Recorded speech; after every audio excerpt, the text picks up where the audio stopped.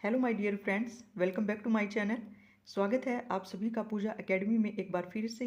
अगर आप भी यूजीसी नेट के लिए प्रिपेयर कर रहे हैं जून के लिए हिंदी सब्जेक्ट से, तो आप इस क्लास को अटेंड कर सकते हैं, क्योंकि आज की जो क्लास है हमारी तीसरी कसम कहानी उर्फ मारे गए गुलफाम, जो फणीश्वर नाथ रेणु के द्वारा रचित बहुत ही महत्वपूर्ण कहानी है। तो उसके इम्पोर्टेंट क्वेश्चन यहाँ पे मैं करवाने जा रही हूँ, जो कि कहानी पढ़ के मैंने लाइन टू लाइन अपने खुद के हैंड रिटन नोट्स आपके सामने मैं लेकर आई हूँ। और 67 जो क्वेश्चन आंसर थे इम्पोर्टेंट, वो मैं लास्ट क्लास में कवर कर चुकी हूँ। तो आज 68 से हम जो क्वेश्चन है बाकी जो बचे हुए थे इस क्लास में हम उनको डिस्कस करने वाले हैं। तो आप सभी जुड़ जाइए। तो ये आपके लिए बहुत ही बेनिफिशियल क्लास होने वाली है।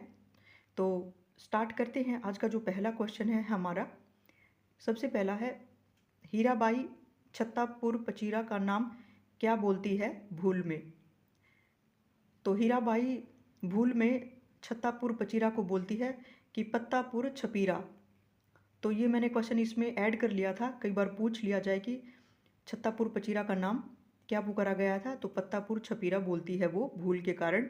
तो नेक्स्ट क्वेश्चन है, हीरामन की गाड़ी जब तेगछिया गांव से गुजरती है तो बच्चों ने उसकी गाड़ी को देखकर कौन सी पंक्तियां बोली थी या वो क्या गाने लगे थे? तो इस कहानी के अंदर बहुत सारे गीत आए हैं और गीत जो कि हीरामन ने गाए हैं और ये बच्चों ने गीत गाया था। जो इसके गीत हैं वो बहुत ही ज़्यादा इम्पोर्टेंट है। तो आप उसको एक नोटबुक में अपने नोट्स बना सकते हैं या नोट कर सकते हैं, क्योंकि इनमें से कई बार क्वेश्चन पूछ लिया जाता है। तो इन गीतों पे आपको खास फोकस करना है। तो हीरामन की गाड़ी जब तेगछिया के पास से गुजरती है गांव से, तो बच्चे देखकर ये गीत गुनगुनाते हैं कि लाली लाली डोलिया में लाली रे दुल्हनिया पान खाए। तो ये गीत वो गाते हैं बच्चे, तो इसको आप मार्क कर सकते हैं इम्पोर्टेंट के लिए। तो नेक्स्ट हमारा जो क्वेश्चन है वो है, हीरामन फिर कौन सा गीत गाता है? तो हीरामन भी फिर गीत गाता है बाद में। चलते हुए उसकी गाड़ी में हीराबाई बैठी थी, तो उसको उस दिन बहुत ही ज़्यादा मन में खुशी फील हो रही थी हीराबाई को देखकर, क्योंकि एक जनानी सवारी उसकी गाड़ी में पहली बार बैठी थी। तो वो बार बार गीत गुनगुना रहा था और उन्हीं गीतों को इस कहानी में मेंशन किया गया है। उन्हीं गीतों में से एक और गीत है जो कि हीरामन गाता है कि सजन रे झूठ मती बोलो, खुदा के पास जाना है, नहीं हाथी नहीं घोड़ा नहीं गाड़ी, वहाँ पैदल ही जाना है, सजन रे झूठ मत बोलो। तो बहुत ही अच्छा सा प्यारा सा गीत भी है, क्योंकि तीसरी कसम जो हमारी कहानी है उस पर एक हिंदी फिल्म भी बन चुकी है और उसमें भी ये गाना गाया गया है राज कपूर के द्वारा। तो शायद आप उसे जोड़ के इसको याद रखोगे कि ये सजन रे झूठ मत बोलो ये तीसरी कसम का गाना है, हीरामन के द्वारा गाया गया है। नेक्स्ट हमारा जो क्वेश्चन है, हीरामन रास्ते में कौन कौन से गांव को छोड़ दूसरे रास्ते से जाता है? तो रास्ते में वो एक शॉर्टकट रास्ता अपना लेता है चलते चलते, ताकि वो जल्दी पहुंच जाए। तो हीरामन कौन से गांव को छोड़ देता है रास्ते में? तो हरिपुर को वो छोड़ देता है, क्योंकि वो सड़क नननपुर नहीं जाएगी, इसलिए वो हरिपुर को छोड़ देता है और बीच में से एक शॉर्टकट रास्ता ले लेता है। क्योंकि नननपुर की जो सड़क पर वो गाड़ी ले आया था, हरिपुर को उसने छोड़ दिया था और नननपुर की जो सड़क थी उस पर डायरेक्ट वो एक शॉर्टकट एक बीच के रास्ते से वो जाने लगा था।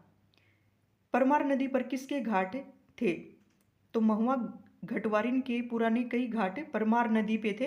तो पहले जो क्वेश्चन हमने किया उसमें कजरी नदी का नाम आया है, तो ये परमार नदी का फिर से नाम आया है। तो आपको याद रखना है, जो परमार नदी थी उस पर महुआ घटवारिन के कई पुराने घाट थे, क्योंकि महुआ घटवारिन की एक कहानी होती है, पुराने ज़माने की बीती हुई कहानी। तो वो रास्ते में हीराबाई को महुआ घटवारिन की एक कहानी भी सुनाता है, जो कि महुआ थी वो घटवारिन की एक बेटी थी और जो अपनी सौतेली माँ के पास रहती थी, क्योंकि उसकी जो माँ थी घटवारिन वो मर चुकी थी और वो उसके साथ कोई अच्छा व्यवहार नहीं करती थी। वो ऐसी कहानी हीराबाई को सुनाता है, तो इसीलिए वो उसको अच्छे से खाने पीने को भी नहीं देती थी। लेकिन बाद में उसने उसका सौदा कर लिया था उसकी सौतेली माँ घटवारिन ने, और उसके पीछे सौदागर को बेचा।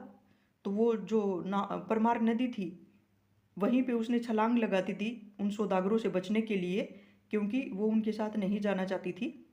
और उसी टाइम पे जो सौदागर थे उसका एक नौकर था, वो भी महुआ के साथ उस नदी के अंदर कूद गया था उसको बचाने के लिए, लेकिन महुआ ने सोचा कि ये मुझे पकड़ने के लिए आ रहा है और वो तेज़ी से आगे दौड़ गई थी। लेकिन वो लड़का ज़्यादा दूर तक तैर नहीं पाया था, वो थक गया था। तो बाद में वो दोनों मिल गए थे किनारे पे जाके काफ़ी देर के बाद। तो ये एक दुख भरी कहानी थी।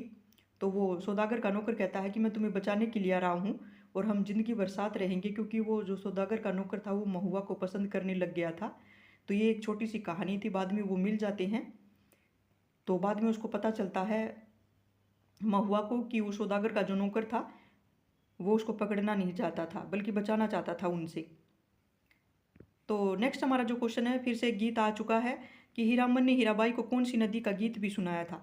तो जैसे जैसे वो नदियों के पास से गुजरते थे तो वैसे ही उनसे जुड़ी हुई चीज़ें गीत उसको गा के सुनाता है हीरामन कि हे सावन भादो के रे उमड़ल नदिया के मैयो ओ मेरी मैयो री भयवानी, हे तड़का तड़के धड़के करेजा आ मोरा की महू जेबार नाही रे। तो ये शायद भोजपुरी लैंग्वेज का शायद गीत हो सकता है मेरे ख्याल से। तो ये ऐसे ही गीत गाता है। तो इतना ज़्यादा अच्छा गाना तो नहीं लग रहा मुझे, लेकिन ये जो भी ये ट्यून आई है इसके अंदर जो भी लय है सुरताल जो भी किया गया है यूज इसमें, तो आप इसमें सावन भादो के नाम से इसको याद रख सकते हैं या मैया के नाम से रख सकते हैं।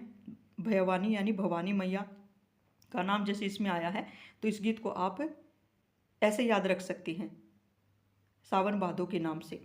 तो नेक्स्ट जो हमारा क्वेश्चन है, हीरामन और कौन सा गीत हीराबाई को सुनाता है। इसमें कई गीत आते हैं तो इसलिए गीतों पर खास आपको फोकस करना ही है। फिर से एक गीत गाता है कि डायनिया मैया मोरी ई नोनवा चटाई काहे नहीं मारली सोई घर आ एही दिनवा खातिर छिनरो दिया तेहू पौंसली की नेनू दूध उगटन।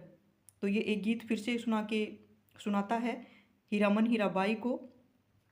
तो यहाँ पर हमारे 74 क्वेश्चन होते हैं। तो चलते हैं नेक्स्ट क्वेश्चन पे। तो नेक्स्ट हमारा 75 क्वेश्चन है कि उगटन का क्या अर्थ है। यानी वो हीरामन हीराबाई से पूछता है कि तुम्हें कुछ समझ में भी आ रहा है या गीत को ऐसे ही सुन रही हो। तो जो पीछे हमने गीत अभी पढ़ा है 74 में, तो उसके अंदर एक उगटन शब्द आया है। तो हीराबाई उसको बताती है कि मैं समझती हूँ तुम क्या गा रही हो। तो वो बताती है कि उगटन का क्या अर्थ होता है। तो उगटन का अर्थ होता है उबटन, यानी जो देह पे लगाते हैं।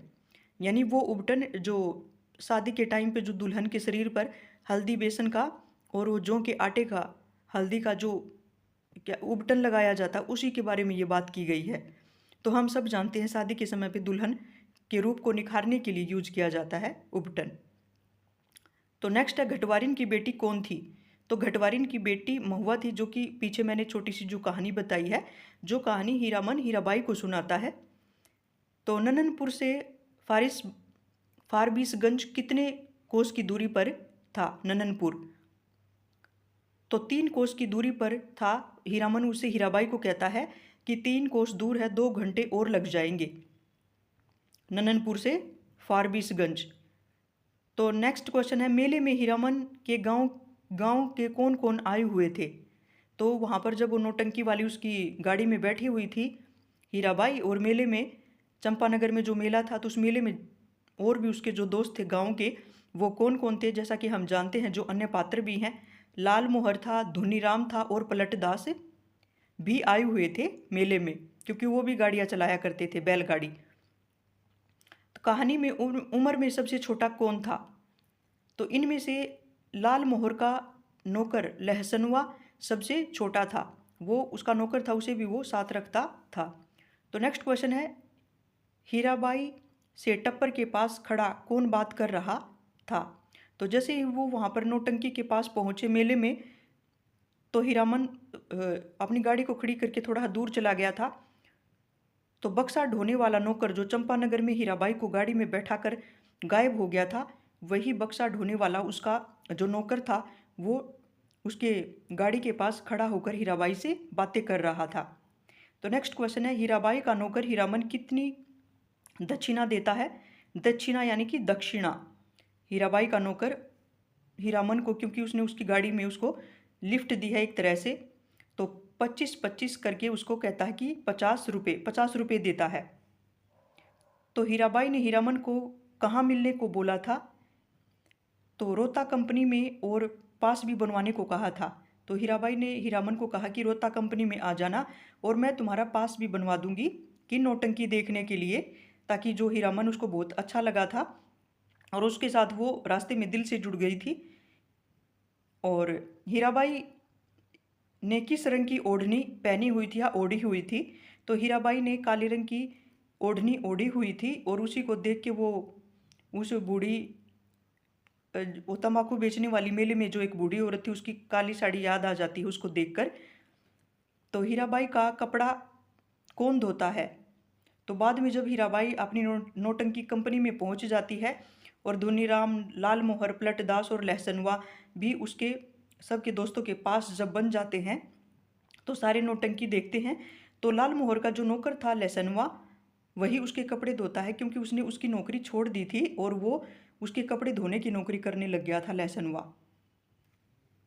तो नेक्स्ट जो क्वेश्चन है, क्योंकि सब वो इसको इतना पसंद करने लगे थे सभी, क्योंकि गांव के लोग थे और बहुत ही मासूम थे, शरीफ थे वो लोग और दिल के बहुत ही साफ थे और वो उसको बहुत ही इज्जत की नज़र से देखते थे हीरा बाई को सब। तो नेक्स्ट क्वेश्चन है हमारा, तीसरी कसम कहानी में किस कानून का जिक्र आया है? तो सरधा कानून का जिक्र आया है तीसरी कसम कहानी में, कई बार पूछ भी लिया जाए। तो सरधा कानून था। महुआ किस गांव की रहने वाली थी? तो जो महुआ थी घटवारिन की बेटी, जो अपनी सौतेली माँ के पास रहती थी, तो वो नननपुर में रहती थी। कई बार ननकपुर भी आता है इसमें, वैसे तो मोस्टली नननपुर ही था वो, कई बार ननकपुर भी आ जाता है, तो आपको दोनों का थोड़ा ध्यान रखना है। तो नेक्स्ट क्वेश्चन है हमारा, हीरामन हीराबाई को चाय कहाँ पिलाता है? तो हीरामन उसको नननपुर में चाय पिलाता है। रोहता कंपनी में नौकर का काम कौन करता था? तो रोहता कंपनी में लहसनवा नौकर का काम करने लग गया था, बाद में उसने अपने मालिक को, लाल मोहर को छोड़ दिया था। तो फ्रेंड्स यहाँ पर 88 क्वेश्चन हमारी कंप्लीट होते हैं। चलते हैं नेक्स्ट क्वेश्चन पे। तो नेक्स्ट क्वेश्चन है हमारा, हीरामन अपने बैलों को क्या कहकर बुलाता था? तो छोटा सा क्वेश्चन है, इंपॉर्टेंट भी है, क्योंकि वो बैलगाड़ी चलाता था इसलिए बैलों के बारे में भी क्वेश्चन पूछा जा सकता। तो भैयन कहता था वो अपने बैलों को हीरामन। तो हीरामन के गांव का कौन रहने वाला नहीं था? तो लहसनवा जो लाल मोहर का नौकर था, जो बाद में हीराबाई के कपड़े धोने लग जाता, वहाँ पे नौकर बन जाता है वो, तो लहसनवा उसके गांव का नहीं था। तीसरी कसम कहानी में बिदागी शब्द का क्या अर्थ था? जो कि कहानी में बात करते हुए जब उसे बार बार पूछते हैं कि तेरी गाड़ी में कौन बैठी हुई है, तो कई बार वो झूठ बोलता है लोगों को। तो एक बार वो कहता है कि बिदागी है, यानी नहर या ससुराल से जाती हुई लड़की।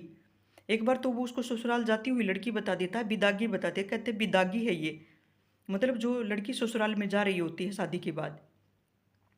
तो कहानी में किन दो नदी का नाम आया है? जो इम्पोर्टेंट है वो आपको देखना है कि कजरी नदी और परमार नदी, जैसा कि हम पीछे पढ़ चुके हैं।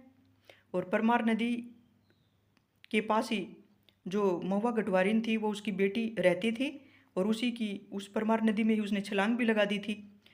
तो हीराबाई ने जाते समय हीरामन को किस मेले में आने को बोला था?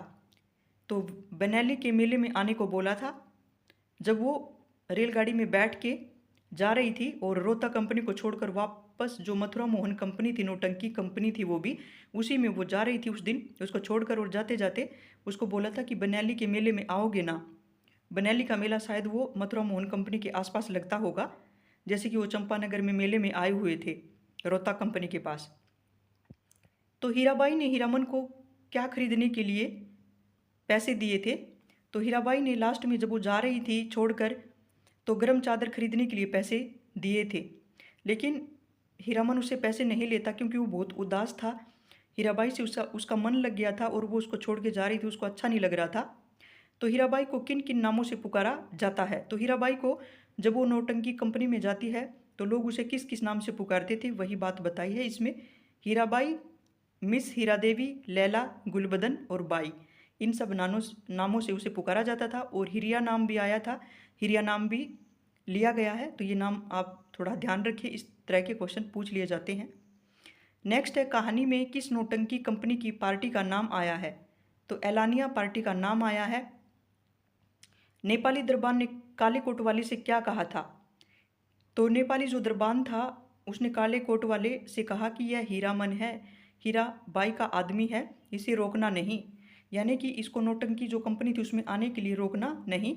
तो उसने उसे परिचित करवा दिया था, हीराबाई ने सबको बता दिया था कि ये मेरा जानकार है और इसको कोई रोकेगा नहीं। तो उसी के बारे में बात हो रही है।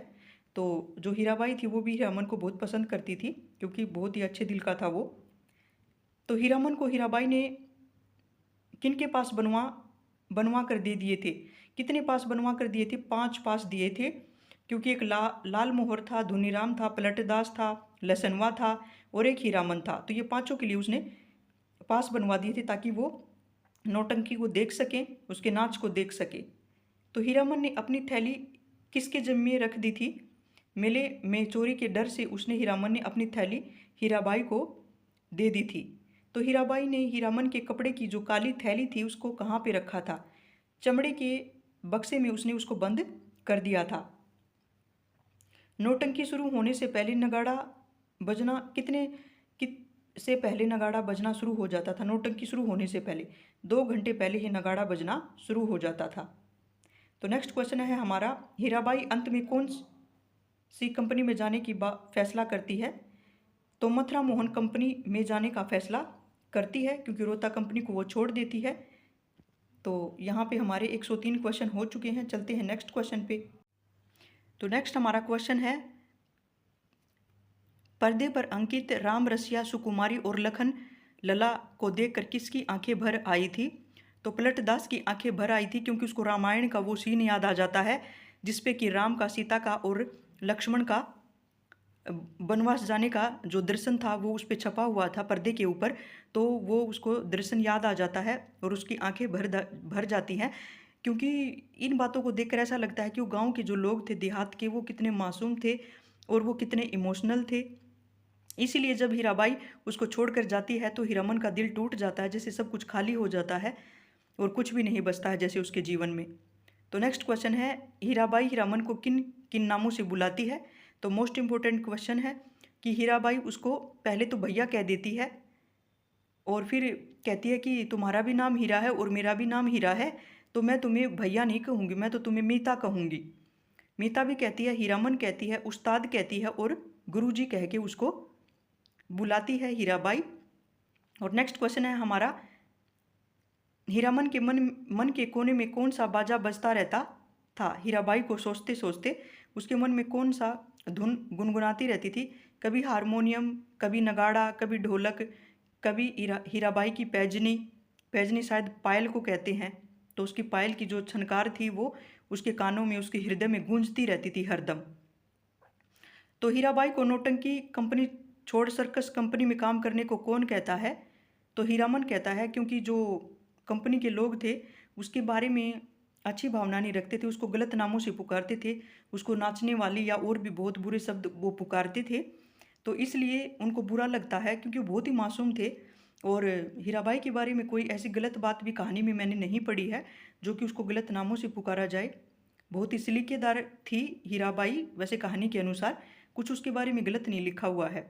लेकिन जो सर्कस, जो नौटंकी कंपनी वाले थे वो जो देखने आते थे उसका नाच, तो वहाँ पर ये जो उसके दोस्त होते हैं हीरा मन के, वो उनसे लड़ भी पड़ते हैं क्योंकि वो उसको नाचने वाली बहुत ज़्यादा बुरे शब्दों का प्रयोग कर रहे थे। तो हीराबाई को नौटंकी कंपनी छोड़ के सर्कस कंपनी में काम करने के लिए कहता है हीरामन, क्योंकि हीरामन का दिल उस पर आ चुका था और हीरामन उसको बहुत पसंद करता था और वो नहीं चाहता था कि लोग उसके बारे में गलत बोले और वो नाचने वाली बोले या वो ऐसी नाटक कंपनी में, नौटंकी कंपनी में काम करे। तो नेक्स्ट क्वेश्चन है, रेलगाड़ी पर सवार होकर हीरामन की कहाँ जाने की इच्छा हुई थी?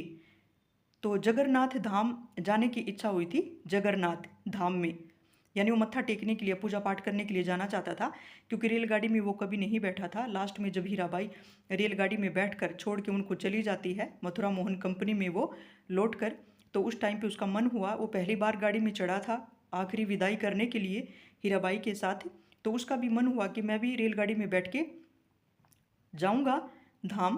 तो नेक्स्ट क्वेश्चन है, कहानी में ढोलक बजाना कौन जानता था? तो पलटदास ढोलक बजाना जानता था और जैसे ही स्टेज पे हीराबाई आती है, ढोलक बजता है, तो वो उसकी धुन में मगन हो जाता है और सिर हिला हिलाकर, हाथों को हिला हिलाकर वो नाच करने लगता है। तो नेक्स्ट क्वेश्चन है, बक्सा ढोने वाला क्या बन गया था? जो नौकर था बक्सा ढोने वाला, जो हीराबाई को उसकी हीरामन की गाड़ी में बैठा कर गया था, तो वो बाद में कोट पतलून पहनकर बाबू साहेब बन गया था। तो नेक्स्ट क्वेश्चन है, हीरा मन सबसे ज़्यादा किससे डरता था?